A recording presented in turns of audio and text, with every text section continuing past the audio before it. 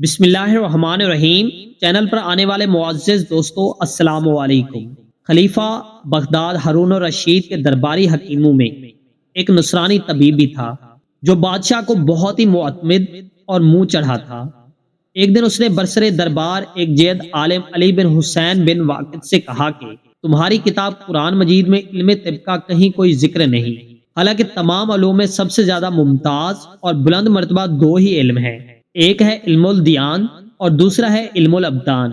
علی بن حسین نے اس کی جواب میں برجاستہ فرمایا کہ تمہیں کیا خبر کہ پورا علم طب پروردگار عالم نے قرآن مجید کی صرف آدھی آیات میں جمع فرما دیا ہے۔ نصرانی طبیب نے حیران ہو کر پوچھا کہ بتائیے وہ کون سی آیت ہے؟ علی بن حسین نے فرمایا کہ پروردگار عالم کا ارشاد ہے، ترجمہ، کھاؤ اور پیو اور حد سے تجاوز نہ کرو۔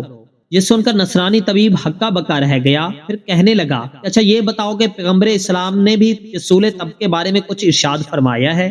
علی بن حسین نے کہا کہ ہمارے پیغمبر صلی اللہ علیہ وآلہ وسلم اسلام نے بہت کچھ ارشاد فرمایا ہے، مگر تم اس وقت صرف ایک حدیث سن لو۔